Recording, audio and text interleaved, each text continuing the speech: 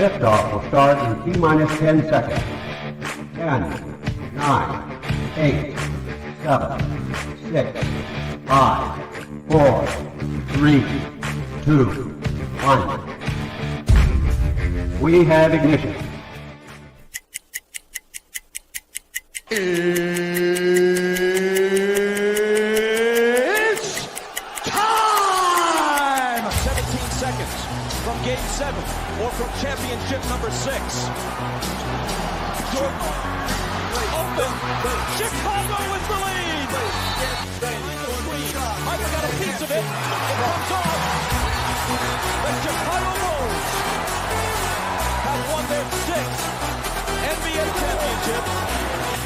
Tying run at second, 2 out. Palmero over the head of Jenks. Uribe charges, throws, out! And the White Sox have won the World Series. To the far side around the 8-yard line to Hester. Under it and to the middle with the 15 to the 20. Breaks 3 to the 25 to the 30 to the outside. 40 midfield. 40 30 to the coast. 20 15 Hester 5. Oh! Touchdown!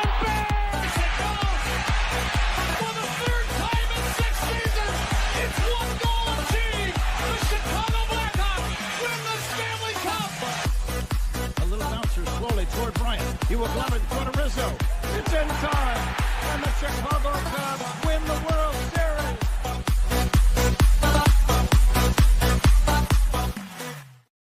What up, what up, what up? Welcome to Shawn and Maya in the morning on this Hump Day edition. I'm your boy, the SuperBack, Shawn Sierra. Thanks for tuning in. If you're watching us on Facebook Live, well, then I guess you found us on Facebook. If you're not following us on Facebook, what? Come on, baby. Go to Facebook, type in Sports Zone Chicago, click the like button, and now you're following Sports Zone Chicago. Simple. But wait, there's more. Go to the show's page. Go to Shawn and Maya in the morning like that as well. So not only will you be following Sports Zone Chicago, but you'll be following Shawn and Maya in the morning as well. If you're watching us on our YouTube channel, excellent. And if you're not subscribed to our YouTube channel, for real, come on, baby. Let's go. Go to YouTube, type in Sports Zone Chicago, click the subscribe button, but also click the notification button. That's a little bell that's next to it. And that'll let you know anytime a show from Sports Zone Chicago is going live. Get it? Got it? Good. Now, if you're watching this on our mobile app, yay. Please don't tell me you didn't know we had a mobile. Come on, baby. We have Keep Up with the Joneses. All right, so here's what you do. Wherever you get your app from, you go there. And it doesn't matter where you get your apps from, but you go there. All right? Type in Sports Zone Chicago. You download it. You take us with you on the go. So not only do you get Shawn and Maya in the morning 3 days a week, not only do you get our other live shows throughout the week, and not only are they archived there like they are on Facebook and YouTube, but I'll tell you what, we give you a slew, and I mean a slew of articles thanks to my man Clarence Council III. Big up to Clarence for keeping you abreast of all articles Chicago sports related. Now, if you're watching us on our Roku channel, I like that kind of party, baby. And if you don't know, you better ask somebody. Sports Zone Chicago, we have our own Roku channel. So if you have a Roku television in the house, do us a favor. Download Sports Zone Chicago's channel right to your television, right to the big screen. Put it there next to the big boys, Netflix, Hulu, Prime, HBO Max, Apple, Disney Plus, Paramount Plus, Stars. Man, when are we getting back? Power. I miss Power. But I digress. Put us there on the big screen. Hell, we're on the big screen, right, Mickey, Vicky, now. Now, you can also tweet the show. You can tweet us at Sports Zone Shy. That's CHI at Sports Zone Shy. Now, if you want to follow me, just me personally online. You want to know what I did? Let me tell you what I did. I made it nice and easy for you folks. Nice and easy. One handle for Facebook, Twitter, Instagram, Snapchat, and TikTok. All one handle at the Shawn Sierra.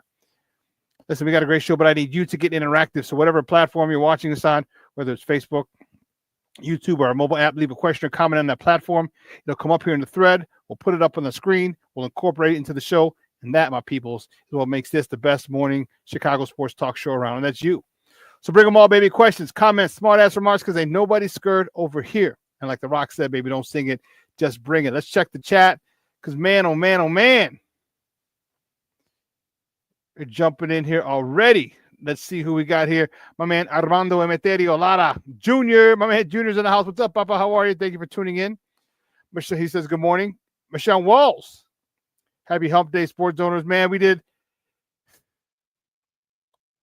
80 burpees yesterday, Michelle. 80 burpees.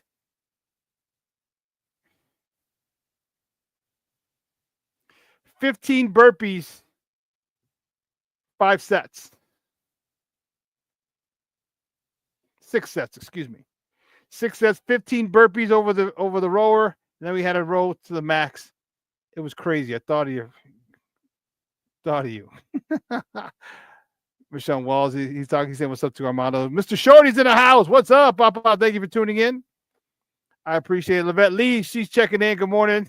Happy Hump Day, y'all. She says, like I said, Mr. Man Shorty is in the house. I like it a lot. Brandon Schutz in the house. Good morning, buddy. Thank you for tuning in. I appreciate it. And listen, I don't know a lot about a lot, but I do know this. Oh, my man Cornelius Squall's checking in. What up, what up, what up, sports zoners? Listen, I don't know a lot about a lot, but I do know this. More of the usual suspects will chime in as the show goes on. That, my peoples, I can promise you. Okay? We got a great show, man, at 10 o'clock. Yeah, Michelle Walsh says 80 burpees is a ton. Yeah, no shit. Thank you, Captain Obvious. When I saw the workout yesterday, I got to the gym, I was like, damn it, Michonne. Like you put the workout together or something, right? Oh, Brandon, what up, Papa? He says, I have some good news. What do you got? What good news you got for us? Be nice. What do you got for us?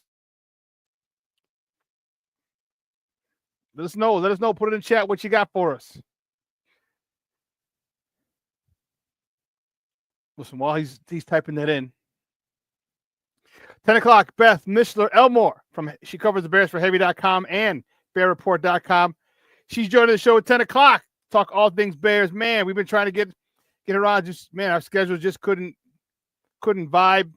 And finally, we were able to get it out and get her on. She had some free time. Oh, no, and she was like, man, there's so much I gotta say, talk about, so many opinions. So, man, Beth Mishler-Elmore covers the for Heavy.com and BearReport.com is going to join us at 10 o'clock. Whoo, she's got a lot to say, and I got a lot to ask her. So I'm looking forward to it. So make sure you keep it dialed in. All right, 10 o'clock, Beth Mishler-Elmore. Brandon, what's up? You said they changed our part to Deacon Park. I'm not sure what you're saying, buddy. I'm not sure what you're saying.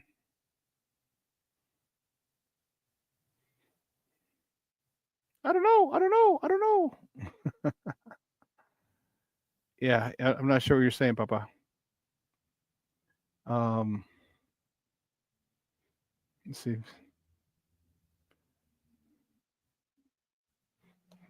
Plankster checking in quick. He says, good morning, Shawn, sports owners. I'm training today. I have to catch this later. Brother Cornelius, Armando Lara Jr., Levette Lee, Mr. Shorty, Michelle Walls, Brandon Schutz, bear down. Bear down, Plankster. Hey, I appreciate you checking in before you got to go do that actual thing called work. I hear you.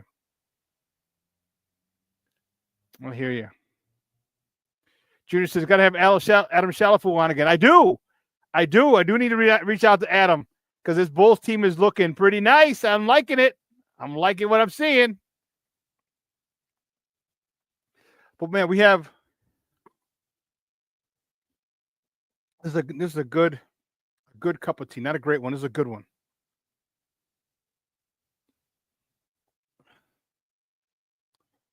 And we got to have there's the stuff I put in my tea is amazing. Amazing. Whew. Let's see.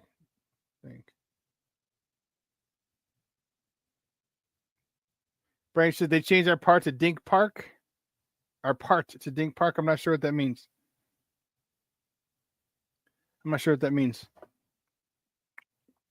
But anyway, kind of threw me off for a second there. Goodness, I was just gonna say I lost my train of thought there.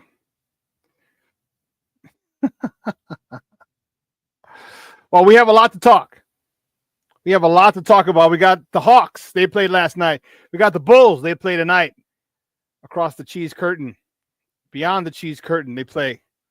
We got Bears to talk. We got college football to talk. We have a lot to get in today. And you know what? I am so excited to do it with you guys today. There's so much to say, so much so many things to dive into, so many different perspectives on there. Seriously, Junior says, I'm drinking hot water. He said, seriously, just hot water. Didn't feel like coffee or tea. Okay. Okay. All right. I don't know if I could do that, but man, this tea's good. Mix it with honey. Oh, I know what I was going to say. We got to have a show where we just talk about like other stuff. We talk sports all the time, but like stuff I put in my tea, all the health benefits I put soursop, I put moringa, I put shilajit in there. Man. Yeah, this. Let me give you the plug. Go get some shilajit. Shilajit. Shilajit. For all the men in here, go get you some shilajit. Your significant other will thank you. Ashwagandha is another one. Ashwagandha and shilajit are amazing. Yes. And they're both in here. Every morning you see me drinking it, they're in here. Great stuff. We definitely need to talk about some health stuff at one point. You know, maybe we'll do a pop-up or something like Beyond the Zone, something like that. We'll just talk a little health. All right. But anyway, guys, let's get right to it, baby. You know how we do. The first segment of every show is called Top of the Morning. It won't come just when you want it.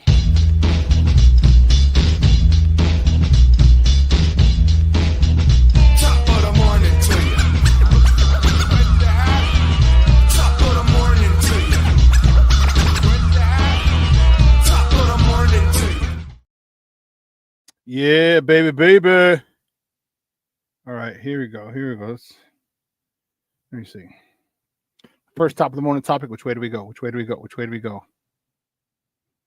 I know where we're going. The Blackhawks. Yeah, that was a tough one. The Blackhawks fall to the Anaheim Ducks and Emilio Estevez 3-2. If you got that joke, you're old as dirt. Oh, they fell 3-2.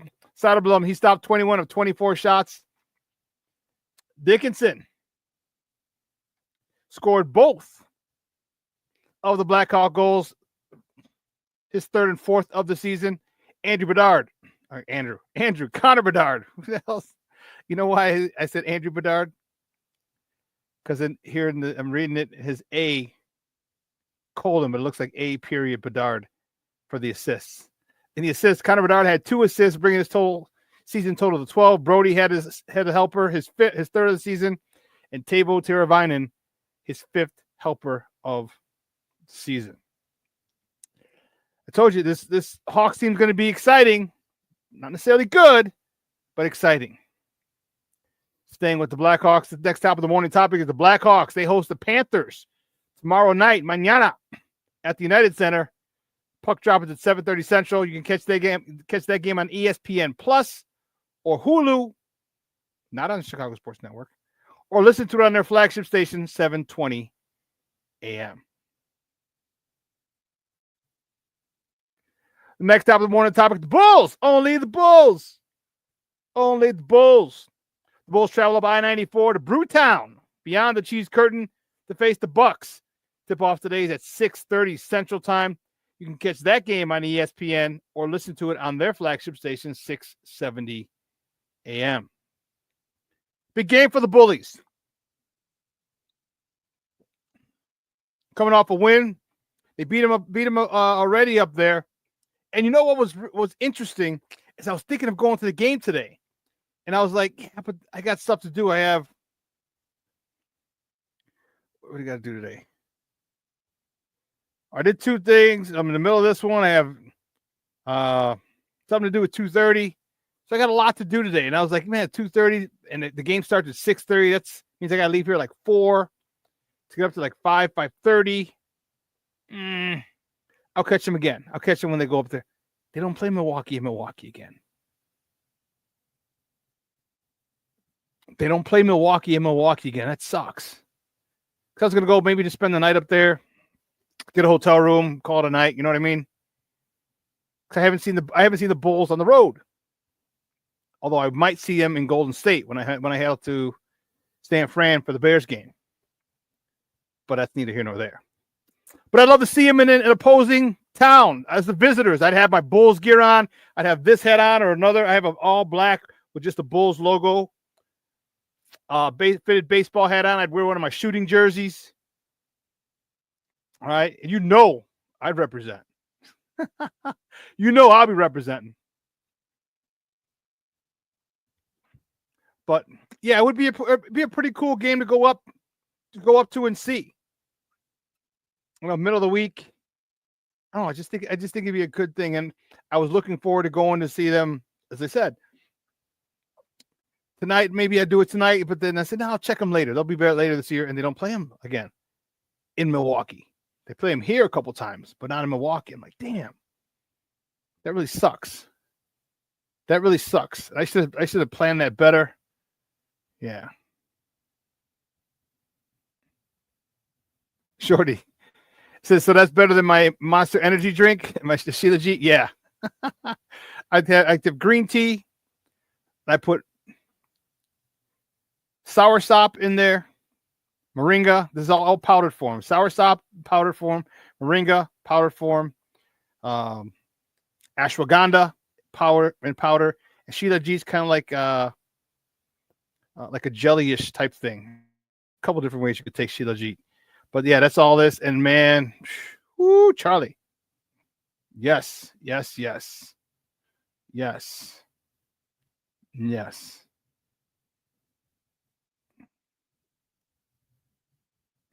Shorty says the Monster Energy drink is green. That's dope. That's funny. You got jokes, huh? You got jokes. The next top of the morning topic, the college football playoff rankings were released again yesterday.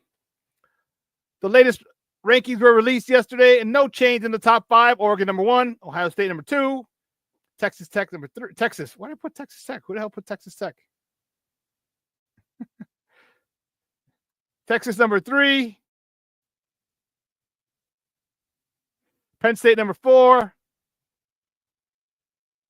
Indiana number 5. Now, we have a lot to talk. I'm going to talk a little bit probably after the commercial break. I got a little bit to say about this college football because it's interesting, especially because of recency bias, because of what happened last year. Because of what happened last year, there's a lot of strategic maneuvering that needs to go on. Strategic maneuvering. We'll talk a little bit more about that. But man, I can't wait to talk some college football because, man, college football is fun. The next top of the morning topic, the Bears. Here we go, baby. The Bears host the Minnesota Vikings this Sunday. What is this? What is this? I can't even. There we go. I was in a hurry this morning. That is craziness. The Bears host the Minnesota Vikings this Sunday at Soldier Field. Kickoff is high noon Central Time. You can catch that game on Fox 32 or listen to it on their flagship station, ESPN 1000. Listen, I'm telling you, I'm fired up for this game. Sure, I'll be here all week. Oh, that's crazy. Oh, Junior said my friend's son drank 2 Monster drinks at 24 and had a heart attack. Oh my goodness gracious. Brandon Schutz says, I did hot tea with that little coffee maker. And was it good? Okay. Yeah, a lot of storylines with the Bears. A lot. Is Coach Eberflus dead man walking? Is that what it is? Is there a chance to turn it around? Do you want to see it turn around? Let me ask you a question. Do you want to see this turn around? Because if they turn this around and the Bears somehow get to 9-10 wins, might not even help them make the playoffs. That's a legit possibility. But let's say they make the playoffs. If they make the playoffs, that means Caleb Williams is having a really good year. If Caleb Williams is having a really good year, that means Thomas Brown is having a great year as a coach. Do you want to get rid of him and the progress that he's had? All right. Do you want to get rid of Flus and then Thomas Brown's going on? Unless you promote Thomas Brown as head coach or you promote, but do they want to stay? Like, that would be weird.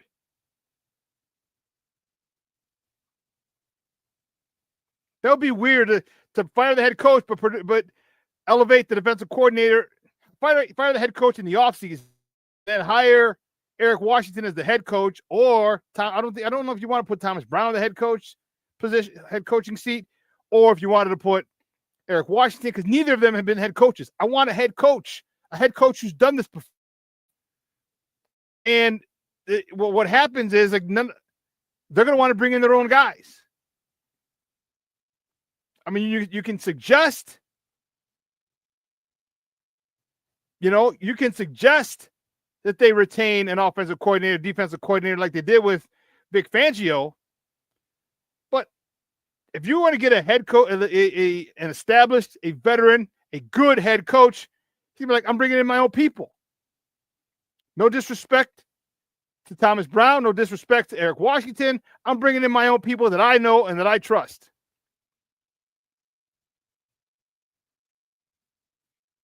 So I don't know. Because there is a scenario, there is a world where Thomas Brown, the Bears literally pick up where they left off last week. They bring in Minnesota.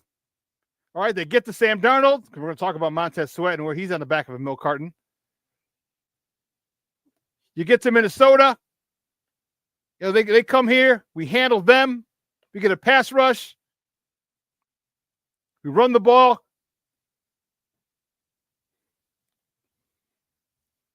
Complementary football is what the term he likes to use. There's a chance for us to win. Like, I'm not scared of anybody. There's no team on the rest of the schedule. I'm like, oh yeah, man, we can't beat any of this. We can beat everybody on this team and the rest of the schedule. Everybody. Will they do it though? That's the question.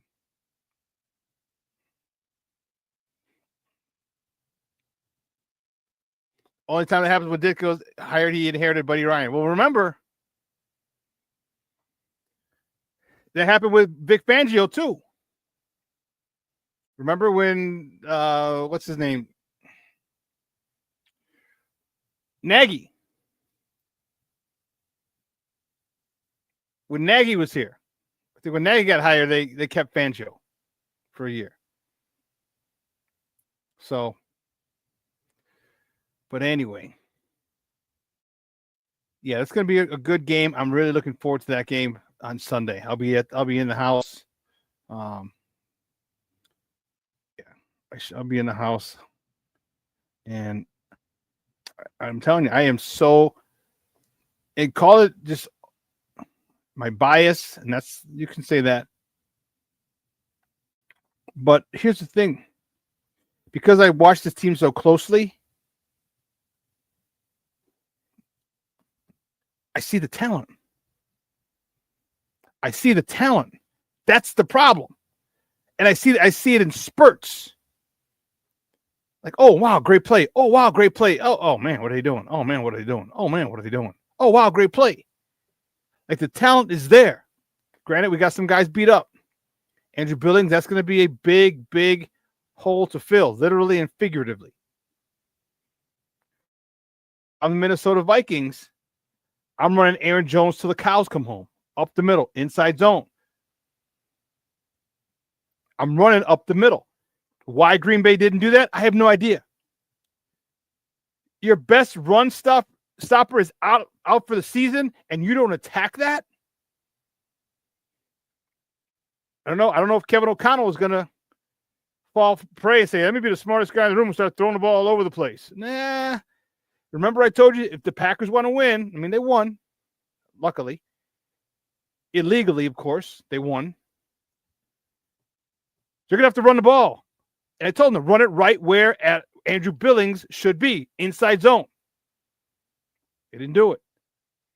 Like I said, here's where play callers, we talked about it so many times. So many play callers want to be the smartest guy in the room. Well, we're not going to do that. Well, you know it's their weakness. You know it's their weakness. Attack their weakness. And they didn't do it. Okay. Will Minnesota fall prey to this? If Minnesota doesn't attack that middle of our defense, this game will be close as well. This game will be close as well. And you can only flirt with and play around so much. You're gonna mess around and find out. You keep losing these games, the Bears are gonna win these close games. Bears are gonna win one. Bears are gonna win one. Yep.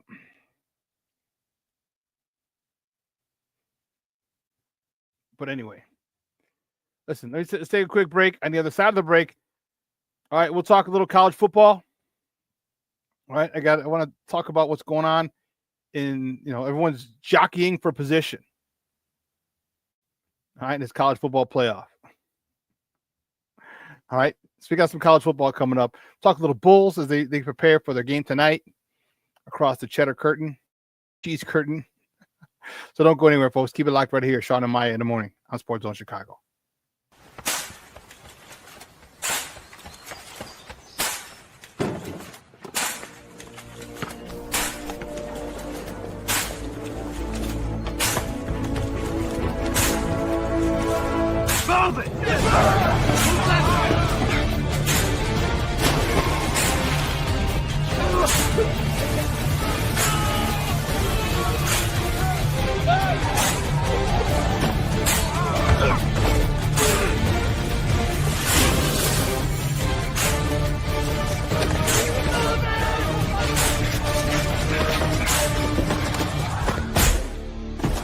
Many will hear the calling. Few will earn the title. United States Marine. The few, the proud, the Marines. Hey, it's your boy, the SuperBack, Shawn Sierra, and be sure to follow Sports Zone Chicago on all social media platforms, on Facebook, Instagram, and our Roku channel. You can find us at Sports Zone Chicago, and on Twitter, we are at Sports Zone Shy. Also, be sure to download our mobile app so you can take Sports Zone Chicago with you on the go.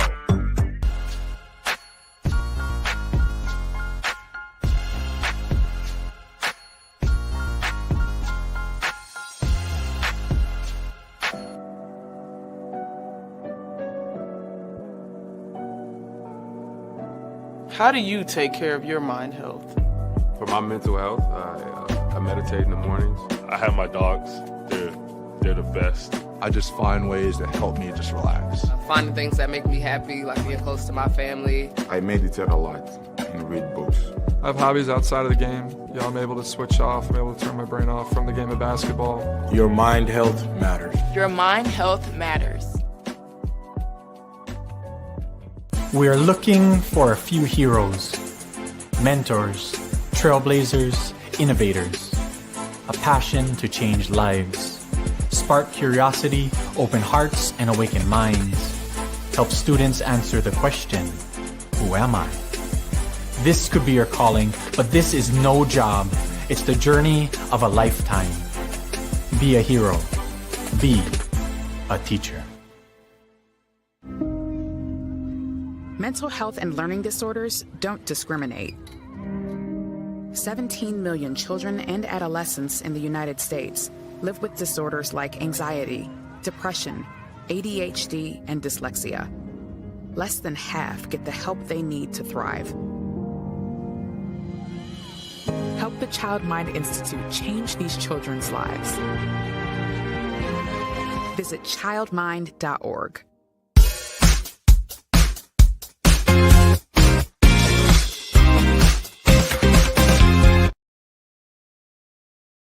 Hey, welcome back to Shawn and Maya in the morning on Sports Zone Chicago. I know you were waiting for a clip.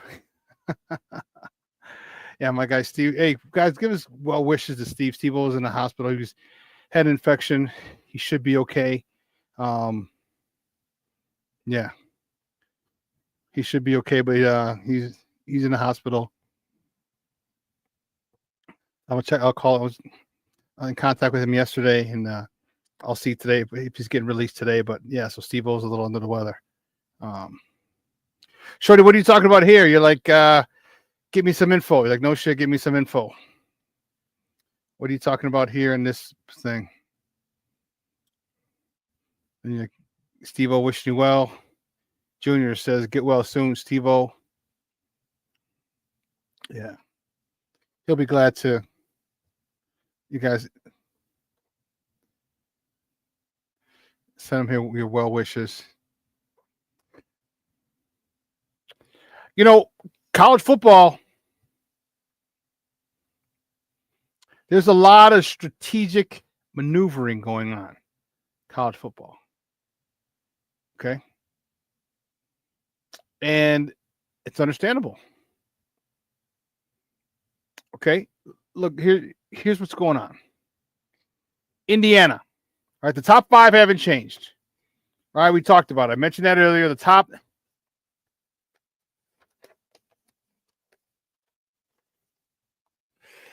The top 5 teams in the BCS playoffs haven't changed. Okay. It's Oregon. It's Ohio State. Hold on. Who is it? Yeah, let me pull it up.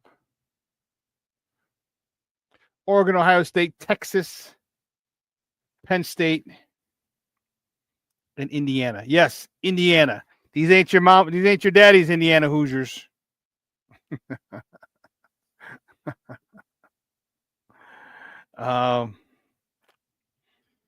These ain't your daddy's Hoosiers. These are the real deal. But here's the thing. What's going to happen? What is she doing? Big game. Ohio State is playing Indiana. Huge. Playing at the Horseshoe. So in Columbus. Okay. Ohio State's 9-1. Indiana's 10-0. Okay. That is going to be one hell of a game. And let me tell you, I'm looking forward to it because Indiana hasn't been here. It's been a long time, if ever, that I can remember that Indiana has been here. That's actually the first time they're 10-0. Okay, so and then you're going to Columbus. That's a lot. Okay, that's a lot. And the thing that you have to wonder, is this moment going to be too big for them?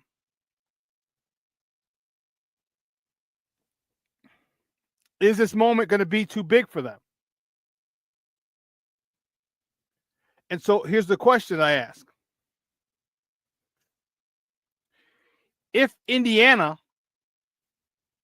beats Ohio State, and there's a way you can do it, there's a possibility. I'm not putting it past anybody. Do they leapfrog Penn State? Do they leapfrog Penn State? Do they leapfrog Texas? If they win.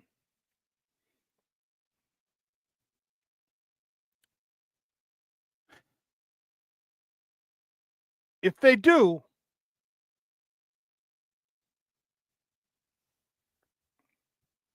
and they make it to the Big Ten championship game, because right now, Oregon is one participant.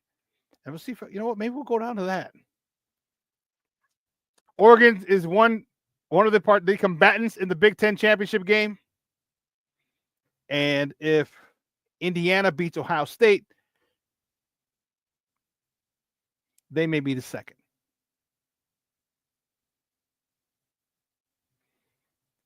But here's the question. Here's where the strategy comes in. Do you want to win? Do you want to be in the Big Ten championship game? Because what if you go up against Ohio State and lose? Or Oregon, excuse me. If you go to Oregon and lose,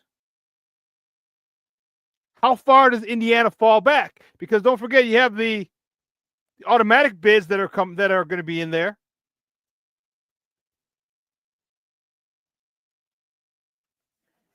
You have all the conference automatic bids, and then you don't forget, you still got Ohio State, you still got Texas, got Penn State.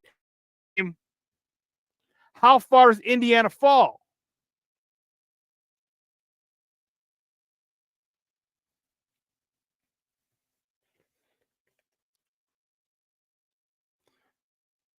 And I think they should be in it. I think that, first of all, they should be in it. You're silly, Junior. Oregon Nike Ducks. Yes, Philip Knight, founder of Nike, is an Oregon grad.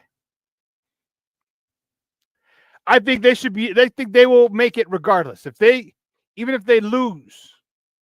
So if they lose to Ohio State, they're out of it. They're out of the Big Ten championship game. It'll be Ohio State and Oregon. Okay. I think Indiana's body of work will allow them to be in the college football playoffs, the expanded college football playoffs. I think what they've done this year is crazy. I didn't know there's so many people so many Indiana University alumni before this year. Before this year.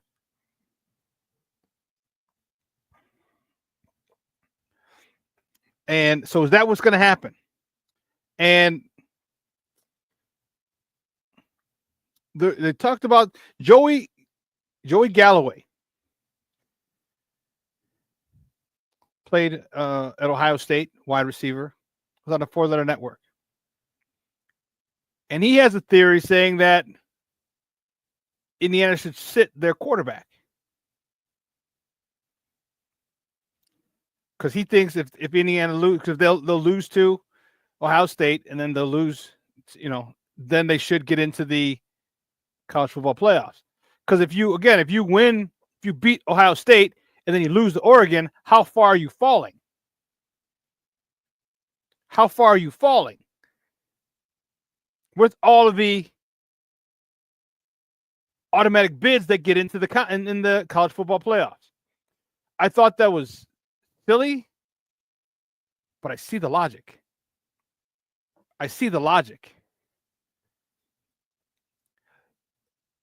Indiana says, "Hey, if we lose one game, then guess what? We're not going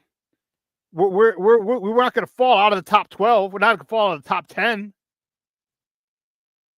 So Indiana should be in there.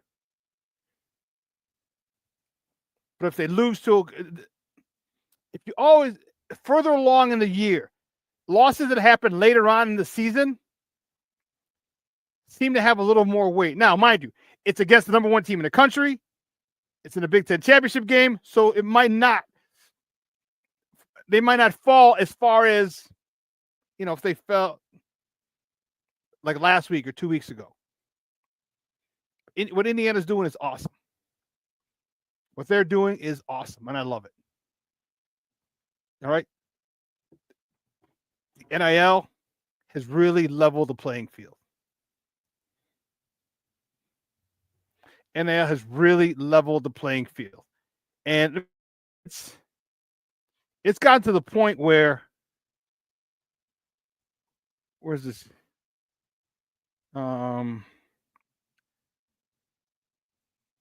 Here we go. It's gotten to the point. This is how bad the NIL is. Look at this. Peep this. Bryce Underwood.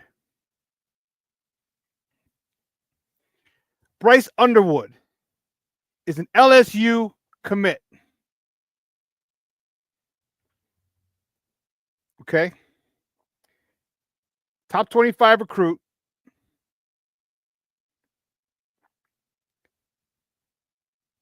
Has committed to LSU, as you see him here. And Michigan is reportedly prepared to offer him $10.5 million over 4 years if he goes to Michigan. $10.5 million.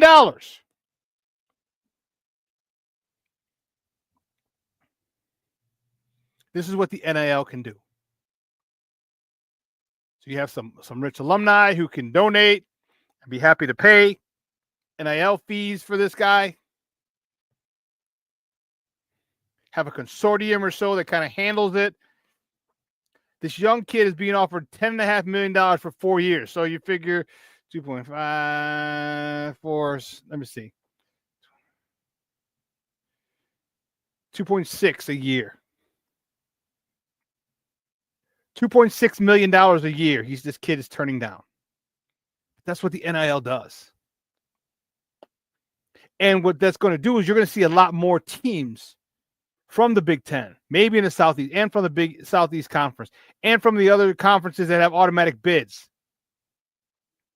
Some of their second-tier teams may ante up a year and recruit and bring a hell of a lot more talented players for one and done. You remember Russell Wilson went to Wisconsin after North Carolina State. No NIL deal, but look what difference he made at Wisconsin. But if you can get someone to go to like a WAC, all right, or a Big 12 school, one of the second tier schools, because you give them money, you give a couple kids money, a couple of the right kids money. This is what the NIL has done. It's leveled the playing field. It has really leveled the playing field. And I'm okay with it. I'm okay with it. People don't like it. People don't like it because the kids are hopping in the transfer portal. They're not going and they're saying, oh, well, when things get bad, it teaches you your character. You see things through. Listen. Get off your goddamn soapbox. Because you know what? Tell that to the coaches who leave those kids after 2 years. You sit in their mama's house and say, hey, I'm going to take care of your kid. He comes after 2 years, he's gone. Or maybe after 1 year, he's gone. Because he got a better opportunity, more money. And the people who are putting their bodies on the line aren't getting the money. That was the biggest knock before NIL. So now kids can go get more money. They're going to get more money.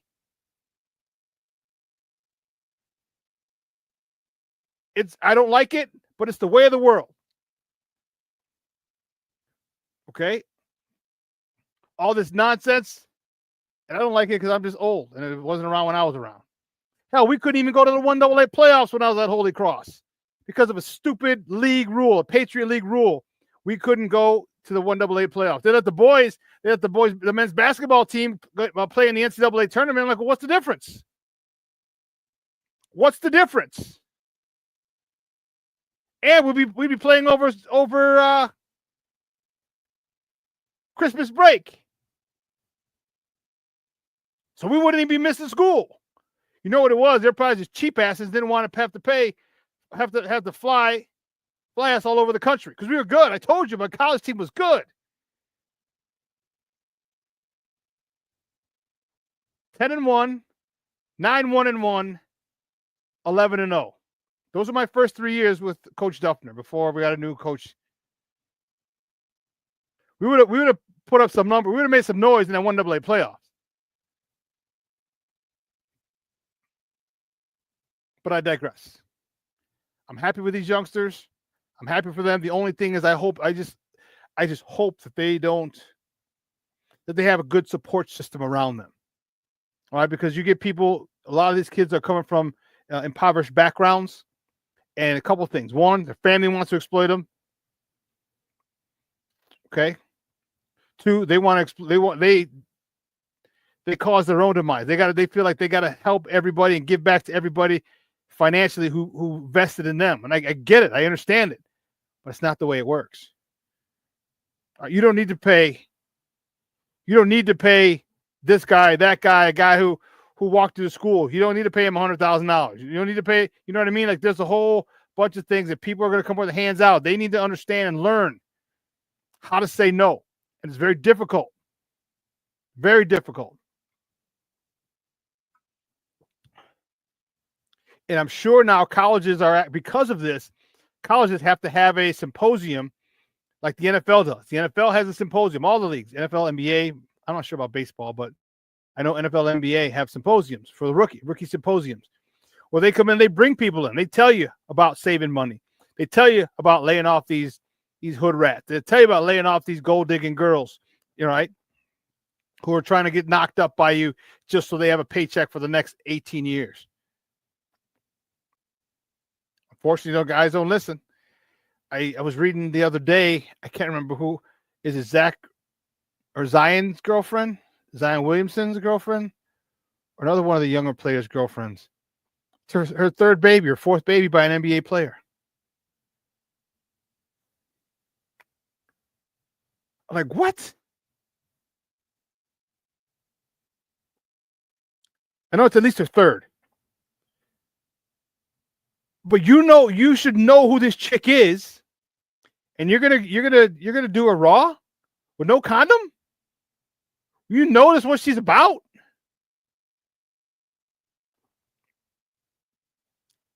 It boggles my mind. And maybe it's because I'm at the age where I'm at, but man, I had a tough time if I knew a friend of mine dated her and was with her. I had a tough time with that.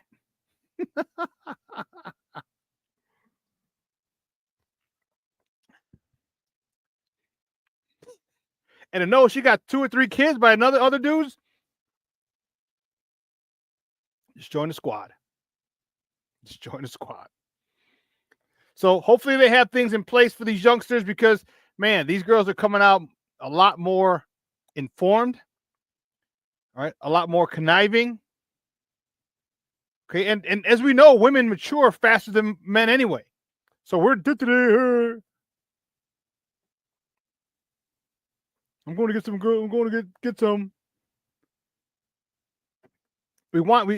Especially when you're young like that, you want the attention. You want the women. You got the money. You want the women. You want the attention. You want the power. You want all the spotlight. What better way to have a spotlight than hottest chicks around, hottest girls around? You want the hot girls around. It happens. This is where people got to come in. Family members, the university.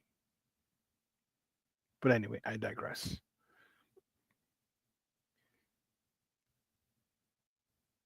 Our bullies tonight. I mentioned they're going up against beyond the cheese curtain.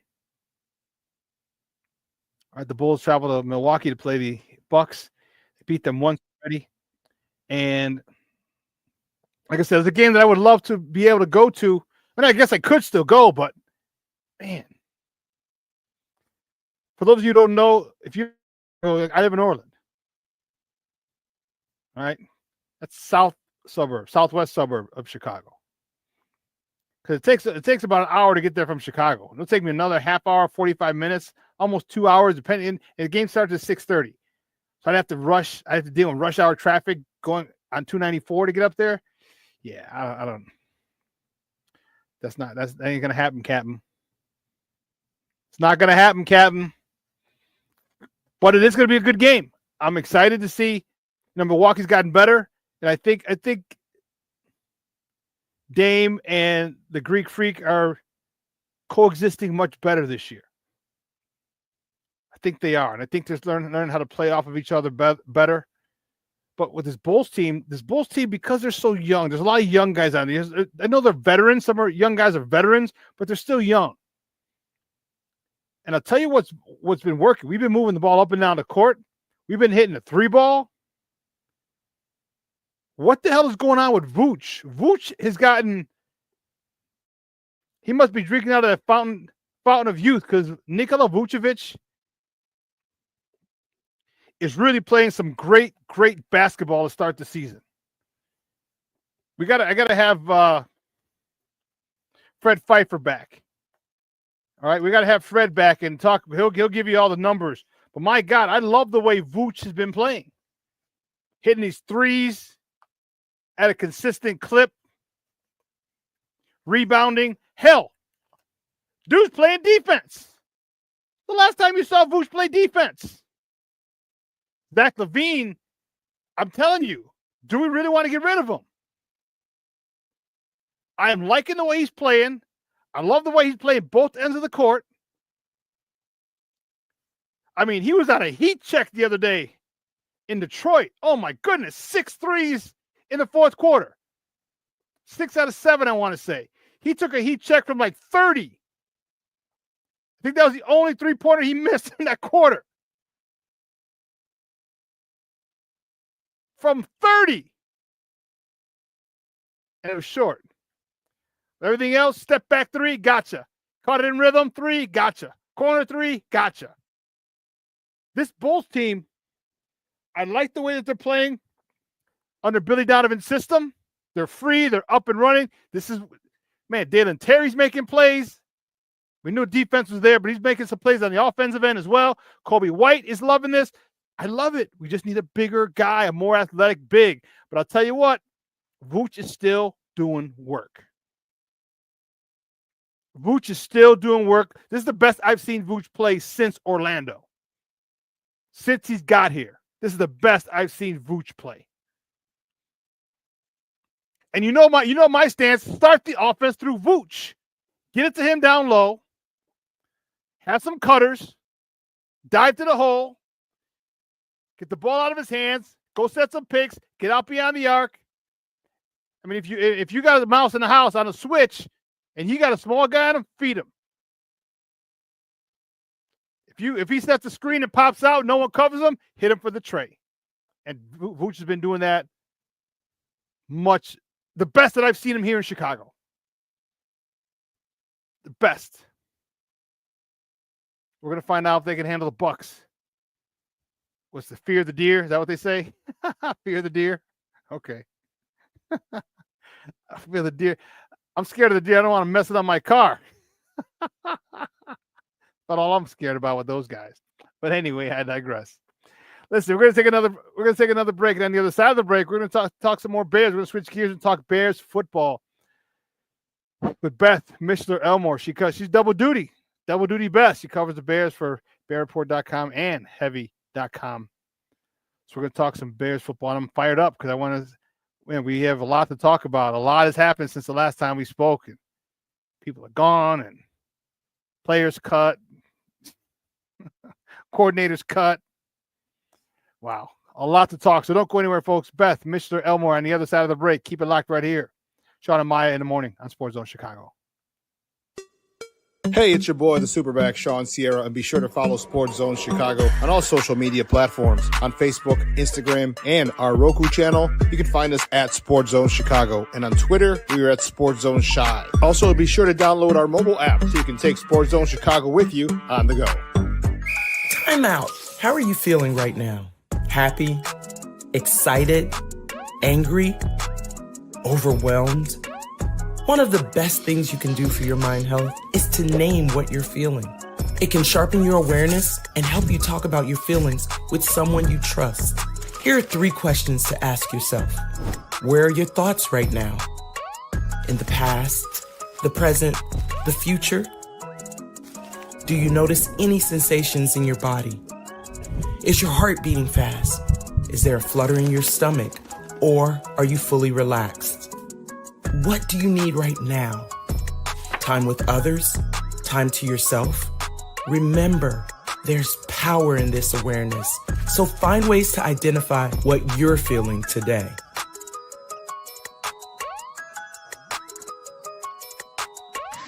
Hi, guys.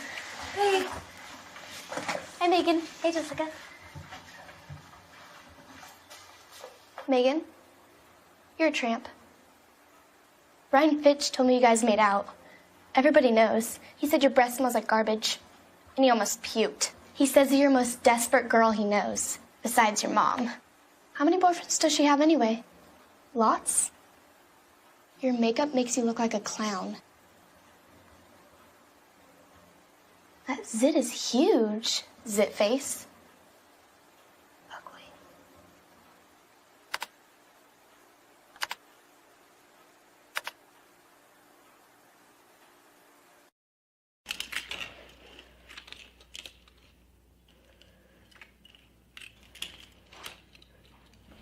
Hey, bud, what you doing? I'm playing with cars. Cars? Can you show me what a car does? Whoa, whoa, whoa, whoa, whoa. Hold on a second. First of all, this is a school zone. So you need to put down your cell phone, stop texting, and let's get to driving. Now you're coming up to a stop sign, right? You need to slow down and stop before you hit that Y line. I want you to look left, right, left. You don't want to get hit by a car going on your left and to your right to make sure you don't get sideswiped by a guy coming from your right. You're coming, and you see a crosswalk. You better slow your horses down because the #1 rule of driving is always yield to pedestrians. Now stop, pull over, and you are done driving. Gosh, what do they teach you kids in school nowadays?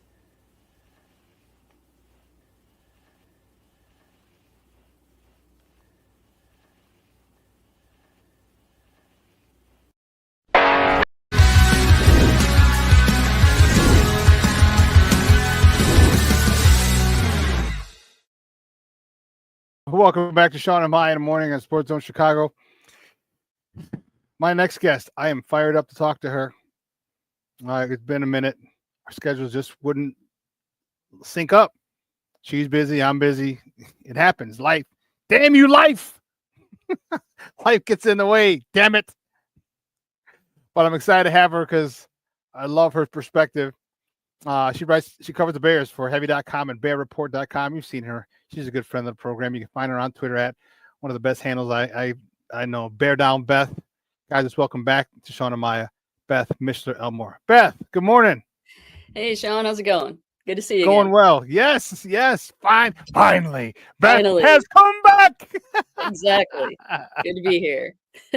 Oh, my goodness. Where do we start? It just, you know what? Let me just pick one. Boom. Let's pick this one right there. So many things going on with this team, you know, from the Hail Mary to the block punt to the tush push to help block the block field goal to the tush push to help block the field goal to the coordinator getting fired.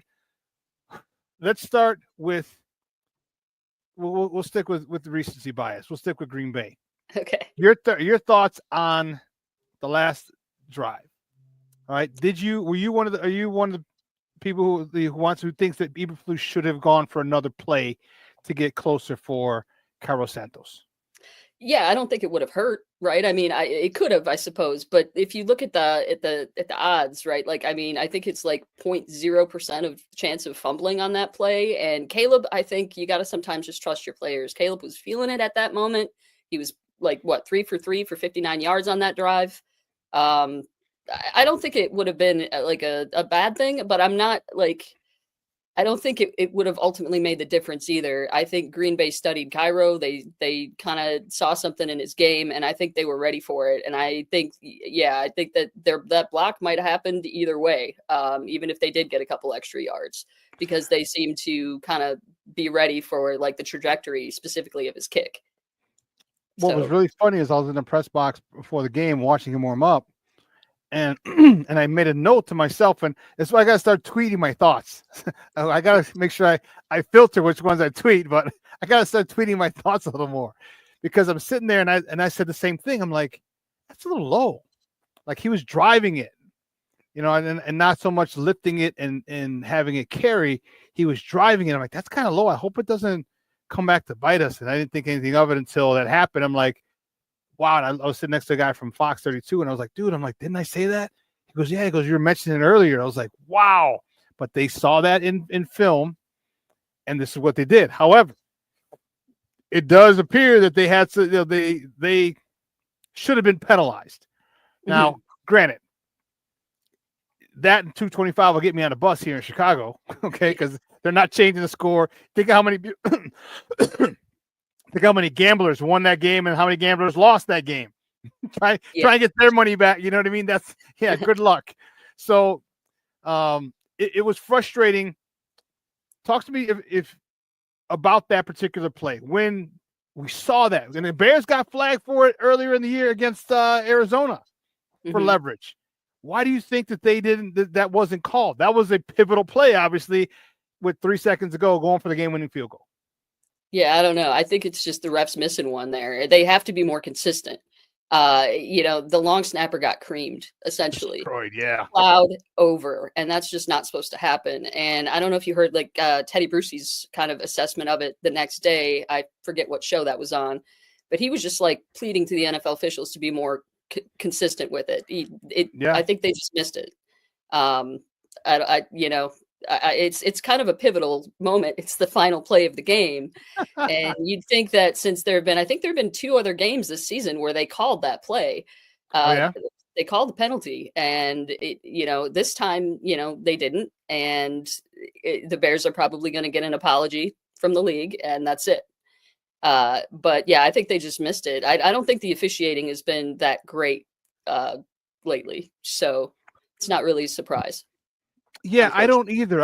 I've been a big critic of the officiating. It seems kind of half-assed.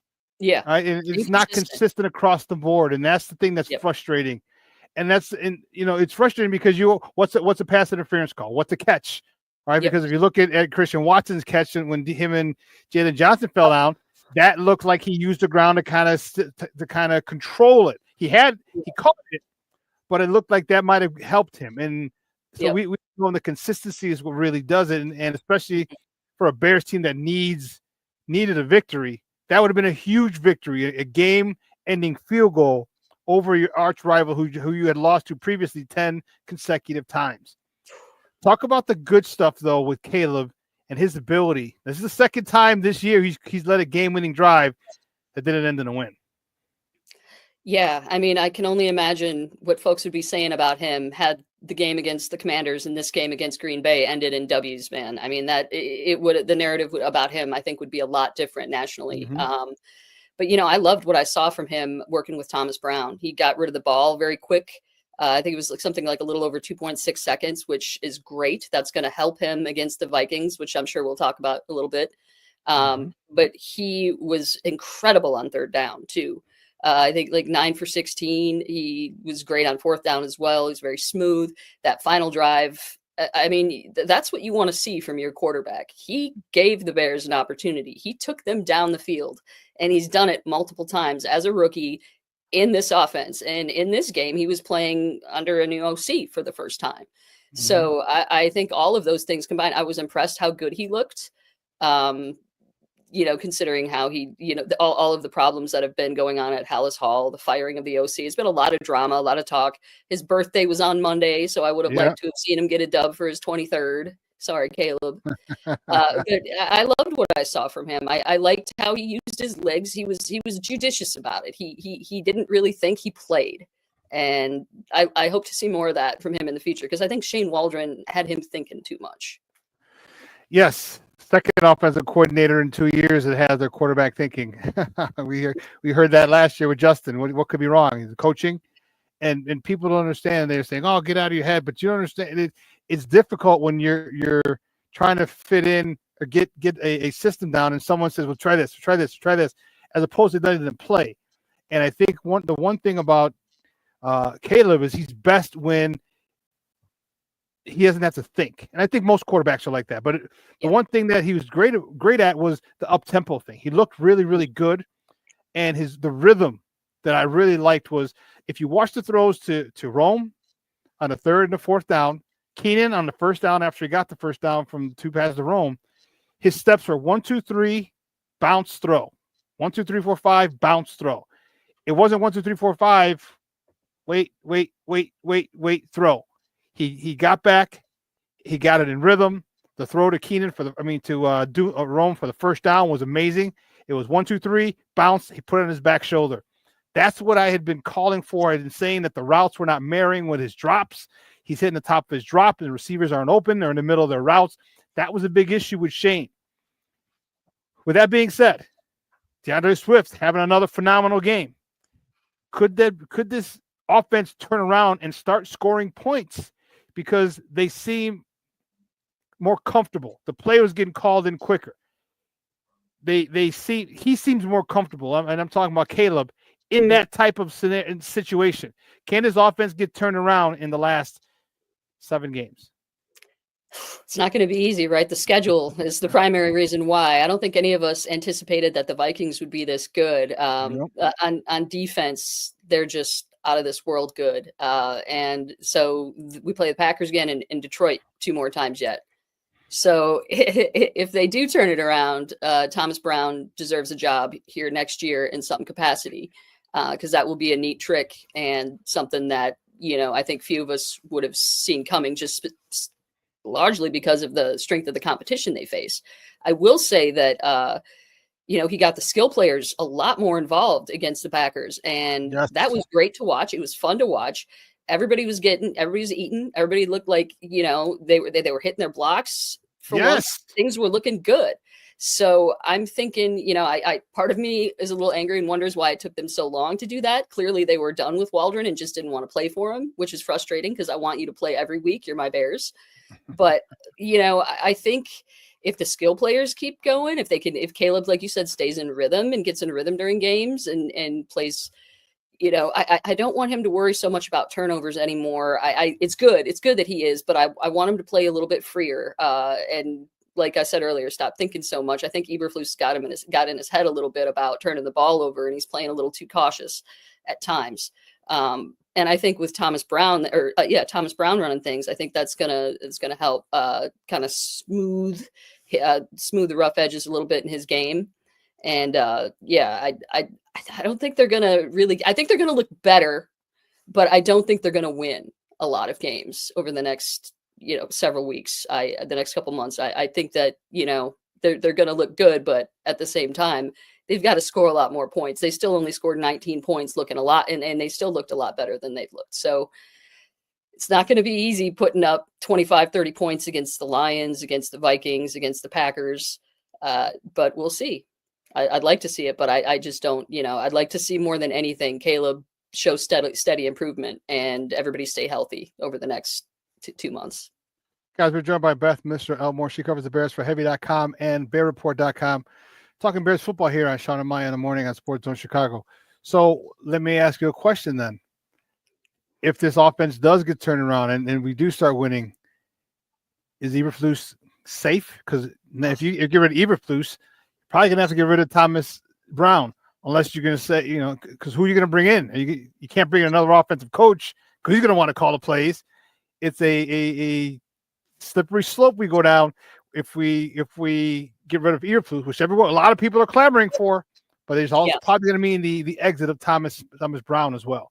Your thoughts? It could. I think you're right. I think that's the most likely scenario. I do think there's a slight chance that if he and Caleb just work really well together, he could stick on as OC and not call the plays.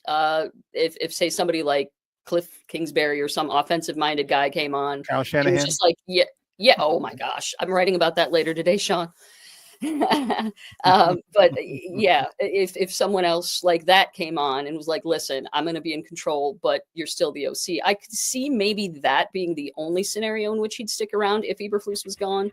But yeah, like if it's hard because none of us, I don't think, want Flus around. His game management is awful. He's lost the team multiple games, multiple seasons, and they just don't play with a fire or discipline that you want him to see. And if it means losing Thomas Brown, sometimes you gotta sacrifice collateral damage. Yep, unfortunately, and that's just the way it goes in this league. Coaches there's cliques, man. They have friends. You got your buddies in there, and you want to bring your buddies in, and people that you work well with. That's how it usually goes, and sometimes it doesn't, but usually it does. So, but the most important thing is this year. I know they wanted to win, all right, but isn't the most important thing Caleb's development? Yeah. And wouldn't that be reason to keep him around for another year? Because he's got 2 years left on his deal. Brad Biggs reported a couple of weeks ago that he had a 5-year deal as opposed to a 4. All right, so that means in the Bears really don't like paying coaches that aren't working for them. They're on their sideline. Yeah. So do you think that could factor into this? Because All right, now you don't mind paying him one, having to pay him 1 year, not two, only one that he's not coaching. But you also get a second year of Thomas Brown and Caleb Williams. And if there's development, you would anticipate that the development that it would only get smoother and better for Caleb with Thomas Brown around. Yeah, I mean, if that's the trick, right? If Caleb looks lights out and looks like he's shows steady improvement in every game and doesn't, really look like he's faltering, but instead is growing and blossoming with Thomas Brown, then I think it's absolutely worth having the conversation of keeping Flus around. At the same time, man, that's the things that the players have said this year, the things we've seen on the field, the challenges he calls, the challenges he doesn't call, the timeout usage. I mean, there's just an endless, you always go back to but with Eberflus. I just think it'd be best for them to cut the cord. But I'm fully aware that they probably won't. I'm fully ready for them to just be like, you know what, this we've seen improvement. We love Matt. He's our guy. Culture. Accountability this, accountability that, and he's coming back next year. That wouldn't surprise me in the slightest because this is the Bears. But what they should do is let him go, depending on how Caleb's bond with Brown goes, keep him around, and then hire somebody who just write him a blank check, an offensive genius if they could get one, because I'm tired of not being able to compete on the offensive side of the ball in an offensive-minded league. I concur, and not to steal your thunder, I didn't mention a name that that he's having some issues over in San Fran, and Kyle Shanahan. So that could be, if they let him go, I think that would be the perfect time to let cut Eberflus go, give Kyle Shanahan a blank check, because Kyle Shanahan has worked with some really, really good quarterbacks, and has not just worked with, has developed some really good quarterbacks, and that's the most important thing, is his development. And if that happens, I don't know if the city will ever be as happy to have a head coach of that. They'll probably be the happiest I've ever seen them sign the city be when they sign a head coach, because he's offensive minded. He's not defensive minded. I don't know. I just hope that happens. Let's go to the defensive side of the ball. How can they stop this Minnesota team? Right? Green Bay wanted to shoot them. They shot themselves in the foot. I often talk about how offensive coordinators want to be the smartest guy in the room, and they do dumb shit and stuff's right in front of their face. You have Andrew Billings out, so you don't run the ball. You don't run inside zone all day. Why they didn't do that, I had no idea. But they got Aaron Jones up there in Minnesota. Yeah. How do you think Minnesota is going to attack? Do you think they're going to try and exploit the absence of Andrew Billings? Absolutely. Yeah, I think they're going to try to run all over the Bears all day. And the Packers, I mean, a lot of teams have had, been the Bears' Achilles heel on defense all year, is run defense. Their secondary's kind of been, it's been banged up, but you've still got, a decent secondary in there. Run defense is scary, man. You've got Dexter's kind of disappeared over the last few weeks. I'd like to see him reemerge and finish strong this season. He's such an important piece on that line. Montez Sweat's been kind of dealing with an ankle injury. That entire line is banged up right now, and I think absolutely Minnesota would be crazy not to attack it. The Vikings haven't scored over 23 points in their last 3 games, though, so they haven't exactly been lighting the world on fire offensively. They started out a lot hotter than they are, and Sam Darnold, as they say, has come down to earth a little bit. And he's still Sam Darnold. So I think there will be opportunities, just like with Jordan Love. I think Jordan Love's going to give folks opportunities every game. I think Sam Darnold is going to do that too. So I think if the secondary's ready, and if Eberflus can figure out when to blitz, they've got a chance to get some pressure on Darnold, make some plays, and force some turnovers, which will be key. If they can do that, they'll be in this game, regardless of how many yards they give up. They just need to keep them out of the end zone. You can give up all the yards in the world, but if you're good in the red zone, you can stay in the game. You settle for field goals. You force them. You hold them field goals instead of touchdowns. Man, that's a whole nother ball game when you do that. And the Bears did a great job of it last week. The pick in the end zone, that was just a straight Jordan Love throw. It's like, if you're a Packer fan, I know they're paying because they were cursing at the TV, or they were acting crazy, like, you son of a, because it was just a bad throw. And so if we can get one of those out of Sam Darnold, because Sam Darnold will Sam Darnold. He will. That could help us out big time. Mm-hmm. Talk to you about the secondary. Are you worried about the secondary? Jaquan Brisker is one guy who's been out since October in the concussion protocol. His absence is felt definitely as the tone setter of this defense. Jalen Johnson had a big play given up on him. He was hurt a little bit. Are you worried about the secondary at all? I'm not worried about Jalen. That was kind of a fluke play. He slipped. He knows it. He took responsibility for it. He's been excellent. I'm not too worried about him. Kyler Gordon's also been good. But like you said, we definitely miss Jaquan. He's a tone setter. He plays with grit. He plays like a bear. He's a hard hitter. He's got a feel for the ball, and you miss that in there. They've had decent safety play, but the player I'm most concerned about right now is Tyreek Stevenson, because he's shown like a noticeable decline from like the first 6 games over the last 5. And I'm not just really talking about like the mistake on the Hail Mary. That's kind of talked to death. We kind of all know about that. But he just seems to be not as present. He seems to be less physical, like he's getting beat a little more. I noticed him run a little bit slower, it seems. I'm not sure if something's going on, but if like physically, but it just seems like something's off with his game. And so it's like, I'm not race car in the red about it yet. I'm not freaking out, but I'm like, I got my eye on Tyreek because he has not played as well as he did at the end of last year and at the beginning of this year. It seems like he's in a rut right now. I'll keep an eye on it. I didn't notice, but I'll definitely keep an eye on him at the game on Sunday. Where do you think this team, now that we've settled, I think it seems like we've settled on the offensive coordinator for the rest of the season, how far do you think this team can go? Do you think they can get double digit wins? If you asked me at the beginning of the season, I was far more optimistic like everyone else. I don't think so. I don't think they're going to go on the road at the end of the season and beat Green Bay. I don't think they're going to go on the road on Thanksgiving and beat Detroit. I don't think they're going to beat Detroit when Detroit comes to town. I think the Lions are going to sweep them this year because the Lions are just that good. And that's 3 games alone. Now they have a chance to beat the 49ers because the 49ers are playing. They are kind of banged up a little bit. Bosa's a little hurt. He's been kind of off and on lately. He's dealing with an injury. So I think they have a chance to win the 49ers game, but I just don't see the division is too tough. And Eberflus, his track record against the NFC North is why I don't have any optimism. He's won 2 games against divisional opponents in 3+ seasons. So I don't, I think that he'll still they find ways to lose. Shawn, I hate it, but the damn team finds ways to lose unlike anything I've ever seen in my life. And it's almost sickening to watch at times because you're just like, how? If there's 1 second left on the clock, man, you're just like, oh my God. I know they're on their own 1-yard line, their backs to the end zone, but they're gonna score on our Bears somehow. Pass interference, Hail Mary, touchdown. It's something. It's something like that. How soon do you think that the seat gets warm for Ryan Poles? Because a lot of this is him. All right, you don't give us backup offensive lineman. You draft Roma Dunze with the number 9 pick, and I like Roma Dunze. Him and Caleb are starting to gain the chemistry, but you need offensive linemen.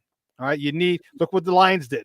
Okay, let's go back to the Cowboys in the 90s. What did they do? They built from the trenches out, and you had chances to grab, one of the centers, Pritchard or Cedric Van Pran. You had a whole bunch of centers. You could have drafted rookie centers. You could have drafted Joe Alt. You could have drafted all these guys to solidify your line, and you stick with a 6th-round kid from Southern Utah to protect your franchise quarterback. How soon before his seat gets hot, and Kevin Warren says, "Hey, homie, we got to have a talk." I think he's safe this year, but I think if the Bears don't start out next year like we all thought they were going to this year, I think next year's playoff or bust for Poles. I do. I think if they don't get into the postseason, his little promise about taking the North and never giving it back is not. It's not going to hold anyone. Yeah, it has not aged well. I think I was a little too easy on Ryan Poles and not as critical of him as I should have been for that reason of like it starts and ends in the trenches. It always has. And his failure to address the offensive line is the team's biggest weakness. It is the most glaring concern. and it's messed with Caleb's development. So he should be on the hot seat now, depending on how the rest of the season goes. But I think he's earned, in McCaskey's eyes, the right to stay based on how he's handled his trades, and he's done some good things. And I think that they gave Pace another chance to pick another coach. I think they'll give Poles another chance as well.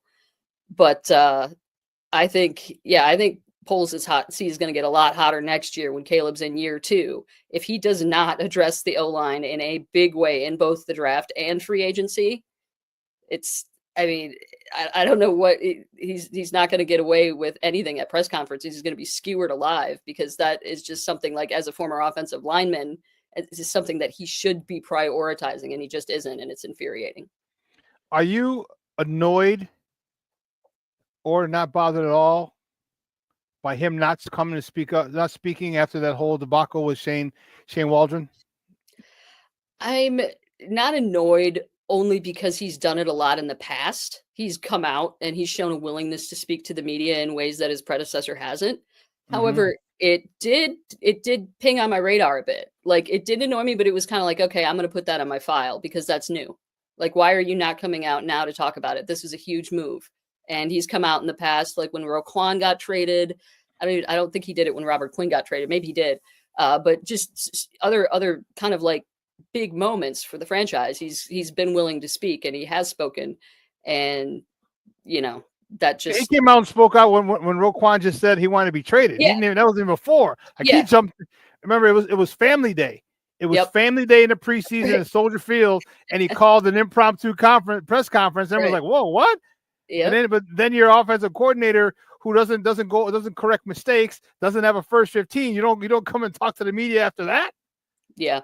I think if he hadn't shown a tendency to be open to doing that in the past, I would be a lot more annoyed. But it is something that stuck out. It didn't bother me as much, but it's kind of like noteworthy.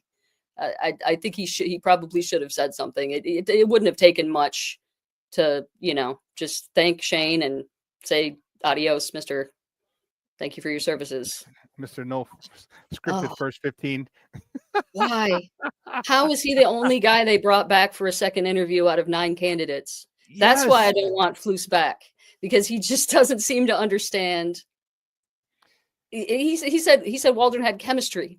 He's very charismatic. Okay. And you see that, and it's like, wait a minute, what's charismatic? Define charismatic then, coach, because what he showed us, and I get it, what you show the media is not exactly what you show, but damn, it's tough. Like, you can tell when guys like Justin was like real dry with the media, but he's got a personality. When he's with his boys, and Jalen Johnson, the same thing. Jalen's kind of dry and direct, but when you're with your boys, they got personality. Yep. He seemed like a wet dish rag. Like, man.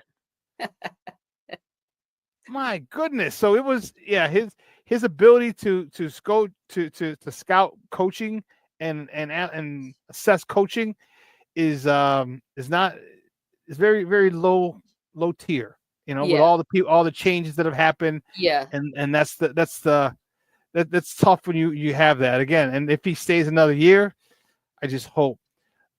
Talk to me real quick about the stadium situation. They're still trying to stay on the lakefront. You see anything happening now? They're moving it a little further south to Michael Reese by the hospital, where they were going to have the Olympic Village over there. Is this just a Kevin?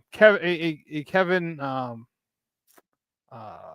just forgot his last name. Kevin Warren. Warren.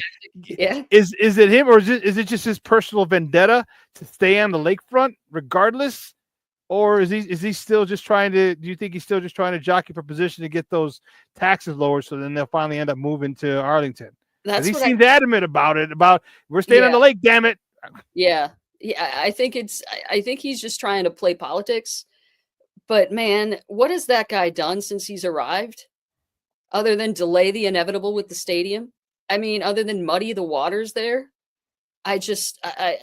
He's been, to me, one of the most confusing hires of the last 10 years, because since he arrived, he has not done a thing other than delay huge projects. And from what I understand, from what I've read, from what I hear there, like at Hallis, he doesn't have much say in what Poles like. He's not going to fire Ryan Poles without George's help. Like George is pretty much going to tell Kevin if it's okay to do it. And that's what the Bears like. That's why Harbaugh didn't come in. That's what, so I just, that's why they don't want somebody, they don't want swearing on Hard Knocks, for God's sake, Shawn. So how are they going to get a coach like Mike Vrabel to come in there?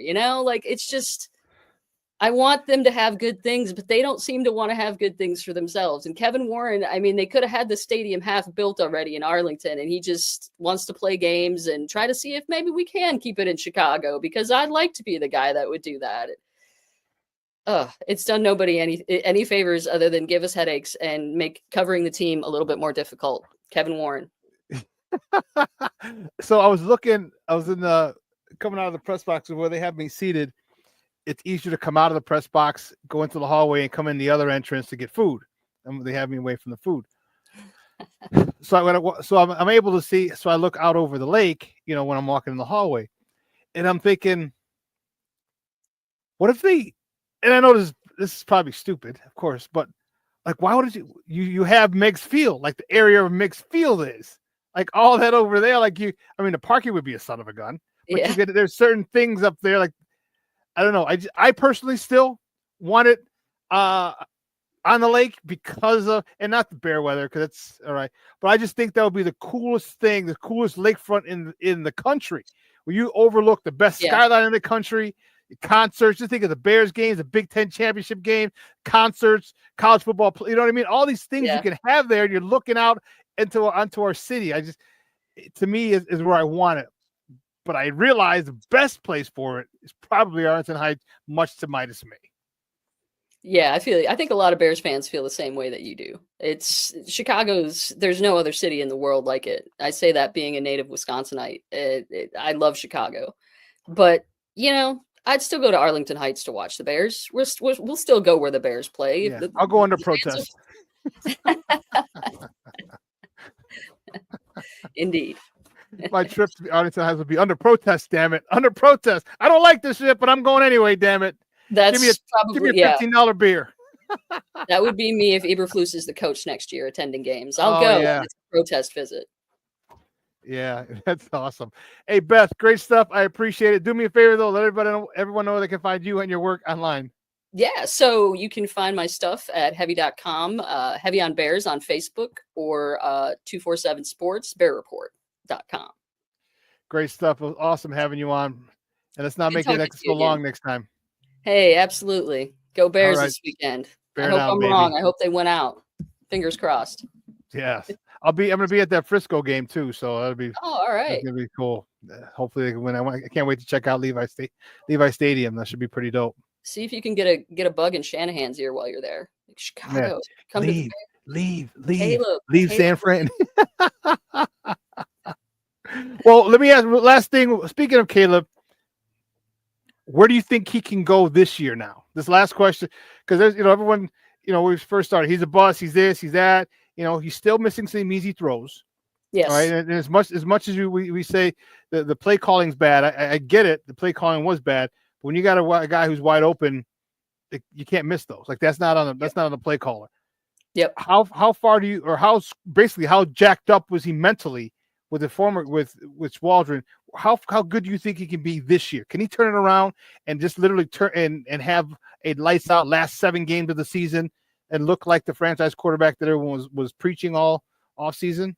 I think he can. I think the O-line is still going to be a little bit of a factor in that. And by a little bit, I mean quite a big factor, because it's banged up, and they're still beat. They played really well against the Packers. If they can play that well the remainder of the season, yeah, I think Caleb can have multiple 300-yard games, throw for 3-4 TD passes again, if he's got good blocking. And since he's getting the ball out quick, he's getting in a rhythm. He seems to be functioning a lot, but like I said earlier, not thinking as much, playing a lot more smooth, playing a lot more confident. He looked like he had control of the offense.